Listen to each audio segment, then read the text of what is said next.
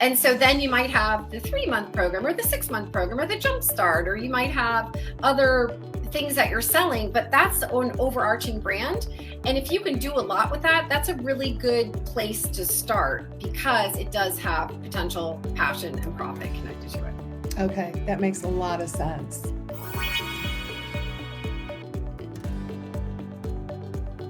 I wanted to ask you as well, can you elaborate a little bit on how exactly trademarking, protects your income? I think we're pretty clear on how it protects your brand, Yeah, right? sure. But a little bit more on the income component. Right. So I added that piece in. I don't talk about trademarking connected to income as much as I talk about it straight connected to brand. But here's the thing.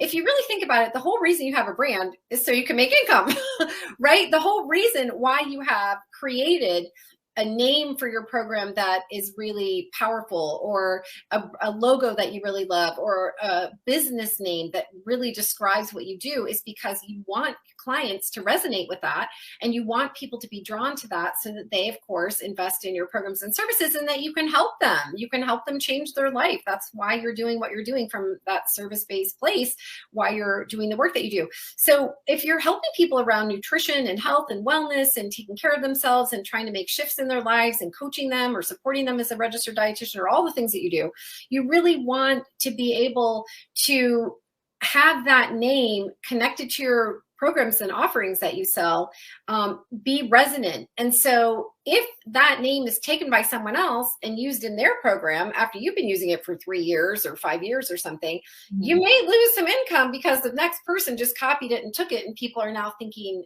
of them, or see all the work you've done in the past and think it's them. So it is connected to your income because your brand is connected to the goods and services that you sell, which is what you use to make your income. Okay. So it's connected to my next question, which is, you had mentioned Shark Tank. Yeah. And, I love that show too. And they asked, I don't know, yeah, Kevin is usually the one who asks, but sometimes they all ask. Yeah. They, in terms of financial value. So Yeah. can you, I mean, I assume that's what they were getting at, right? Yeah, that's right. Is the financial value of the brand or whatever it is that they were creating. So Sure. how about that? How is it a financial asset for one's business? Right. So the reason why they're asking, and as I said, it's true that you most often ask about patents, which have to do with inventions and creations and things like that, which is even more important if you're creating a new product on the market. But they'll also ask about the trademarking piece because they want to know that you are the one who basically owns the brand name, so that if someone does come along and copies that name, that you again are presumed to be the rightful owner, and that you own the trademark and can prove that you own the trademark, so that it's easier for you to defend your position. And also because you can actually sell that trademark. So, a lot of times in Shark Tank, they create deals that are licensing deals, or they buy businesses and then maybe sell them to another larger company, or whatever the case may be. So they want to be able to often sell either part of it or all of it as like a package, right? So the name is often an important part of that. Sometimes they rebrand and change the name. The sharks will recommend that. But if they really like the name, they want to make sure that you own the name, so that if they sell it to someone else, or they're putting it out in the marketplace in a huge way in retail shops or something, that no one's going to come and copy it. And if they do, then you are the business owner, have recourse to be able to go against them, and you're already presumed to be in the right. The other person's presumed to be in the wrong. Okay. And that saves legal costs and fees and time and things like that. Okay. That makes sense. Yeah. So it really does. Let's talk about website domains. Oh, sure. Feeling that this is going to be surprising to some of our audience today. So, most of us assume that if we have a website domain name, that, we're good to go. We don't have to trademark the brand. Right. Your thoughts around that? It's so surprising, but I understand, because if no one's ever learned this, how would you ever know? If you go and buy your domain name from a domain website service, and you think you have the name, then you're going to feel sort of a false sense of security that you own that brand. But really, all that you own is the URL. Okay. You just own that URL. Like, mine's lisafraley.com, but what if it was what if I just had legalcoach.com or something like that? You own that. But that's it. You don't own the name. So like for me, I wanted to register legal coach and holistic lawyer as trademarks because it was important for me to make that my identity and to have that be connected to my brand. Because if you just own a URL, that's it. You can sell the URL, you can buy a different URL, someone else could create a similar URL, but you don't really have any protection. And Lesli, the same is true with like an LLC or S Corp name. This is another question that's kind of related. People say, well, if my LLC is called the New Beautiful You LLC, like I mentioned before, then don't I own that name? And the answer to that is you do in your state, basically. When you have an LLC or S Corp, it's registered with your state where your business is based, which means that usually no other business in that state can have the same or exact name. Sometimes they can have similar names, but no one can have the exact name. But in the next state over, someone could have a business with that name because LLCs and S Corps are registered on a state-by-state basis. So the trademarking we talked about, the federal registered trademark is done at the national level so that you own the brand name across the nation for purposes of goods and services. So you can't necessarily stop other people with a similar LLC name in a different state, but you could potentially stop them if they're selling a good or service that's very similar to yours or in the same trademark class, as we call it, or with a similar description, as we call it in the trademark application. You could stop them, as we say, cease and desist, stop them from using it in the marketplace. Okay. All right. So we're learning about trademarks. Yeah. Who would have I do love talking about it though, because it's so important. It's like a crowning achievement for a business owner to actually own their own brand and use the names. It's quite an accomplishment. And when you're established enough to come up with something that you really love and that you can create financial value around, that's a big deal. I think it's a big deal. Yes. It's a really something to be really proud of, but also you're creating an asset for your business. And that's what we're doing all this work for, is to be able to have a lucrative business with brand recognition that people think of us in the market. Right. So I'm really curious, where does someone start? You know, what is let's talk a little bit about the process, because, you know, it sounds a little overwhelming, but I'm sure you've got some easy tips. No, it's not easy. Trademarking is one of those things, Lesli. You know, you and I have talked about the fact that I have over 47 do-it-yourself legal templates for all kinds of things related to law, disclaimers and contracts and website documents and working with affiliates and partners, and so many legal templates that you can do on your own. But the thing is with trademarking, this is an area I actually recommend that people get legal help with. And the reason for that is because it's more complicated than it seems. It's not necessarily that the process itself, step by step, is difficult. It's the nuances. So if this tells you anything, I've done over 70 successful trademarks over the past several years. And I've been a lawyer for 25 years and done online work with entrepreneurs and registered dietitians and holistic practitioners for 10 years. And I have a trademark partner who's done this for his entire career, who works with me on trademark applications and trademark defense, because this is what he does for a living all day, every day for 20 years, 30 years. So if that tells you anything, people will try to do it on their own. And I love the intention.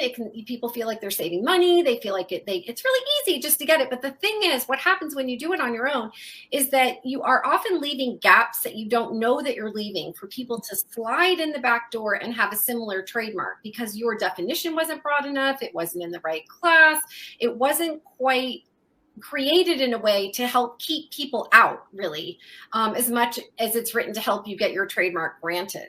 So the first step is always to have a trademark search done by a lawyer who's going to look at brands and trademarks out in the marketplace that have been granted by the USPTO. And here's the key, Lesli, it's from the perspective of the USPTO. It's a legal analysis to see whether or not a brand would be considered the same or substantially the same, or in law we say confusingly similar, to another brand in the marketplace, but based on how the USPTO will see it, not how we would see it just as consumers, right?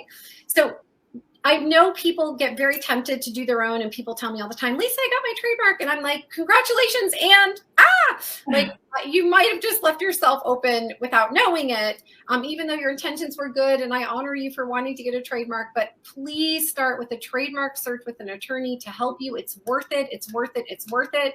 Because if you're on the wrong track, the lawyer can help redirect you so that your trademark application, when you invest in it, won't necessarily be denied. And that's the goal. You want it to go through and pass, not be denied because it was too similar to an existing brand that you didn't know about because you didn't have a lawyer help you with the search who could have told you that before you invested in the application. Okay, that's huge. Isn't that interesting? I would, yeah, exactly. Because yeah, I mean, we've got a lot of pretty industrious of course there, right? And that's why I have 47 DIY legal templates for all the industrious, beautiful coaches and dietitians out there in the world. But with things that are more nuanced than people think, I do think it's worth spending money. And that's the same is true, just like with everyone who's listening in their work, Leslie, right? We can all go online and read how to lose 5 pounds by next week, but is that really what's going on when they need to actually dive in and find out what's going on in their gut or their intestinal flora or to figure out what's happening? It's not as simple as it might appear. Great analogy. Yeah. Like there's a lot of information, but it doesn't mean you're going to be successful at doing it. Correct. That's right. But I'm very clear about wanting people to know when to save money, when to use templates, and then when it is worth taking the time and the energy and the money to invest in a lawyer to help you. And trademarks and LLCs and S Corps, if you've never had one before, those are the two main areas I tell people work with an attorney. If you've had an LLC or S Corp in the past, you can probably do it yourself the next time around. But the first time, you just need to make sure you're setting it up correctly. So anyway, for whatever that's worth, I just thought I'd offer that legal tip too. And incidentally, Lisa helped me set mine up, which was great. And Lisa's a pretty sophisticated business owner. Now she's also busy, so she just, had me help her because she's a busy gal. But she's very sophisticated and has had several businesses, obviously. Yeah. But she did have a lawyer help her with her LLC, and that I was honored and happy to be able to help you. So thank you, Leslie. Great, yeah, super helpful. I was happy about that. Well, let's talk just a little bit about how does this prevent people from stealing your content? At the end of the day, how does that work? That I think is one of our biggest fears as online entrepreneurs or dietitians or coaches, is that you've done all this work, you put all of this love into your brand, and someone comes along and takes it. And it can feel so heartbreaking and violating and just really sad and frustrating. And, people talk about like they shake and their stomach gets tight and they might get teary. Like it feels really scary. And it's not a comfortable thing to have happen. So of course, I'm always encouraging people to come up with their own unique brands, their own unique titles for things, their own unique business names and taglines and things like that. But there are times when people do swipe or take your work. Sometimes they do it without actually realizing it. Like they maybe were inspired by your website and they copied and pasted something into their own document, and they came back 3 weeks later and forgot they didn't actually write that you had written that, and then they use it on their webpage, and you're thinking, how could they do that? So sometimes people really innocently copy stuff. Other times people copy it in a way that's not very loving. That's just, I'm going to take this and use it and come after me if you want, right? Which is not great. Fortunately, those are fewer and farther between, but it happens all the time. Unfortunately. So what we always say in the law is that we can't stop people specifically from doing certain things, right? Like in the United States, like many Western countries around the world, people are free to file lawsuits. People are free to file a lawsuit in court. It doesn't mean it has standing. It doesn't mean it has a good argument. It doesn't mean they're going to win. It doesn't mean it has a legitimate basis, but people are free to go to their court and file something. Well, the same is true with copying. Like people are free to copy stuff. Should they? No, it's not legal. It might be violating copyright laws. You can be violating people's trademarks. It's unethical. I think on the energetic side, it's really bad juju and it will come around to you at some point. Like, I just don't think it's good to do.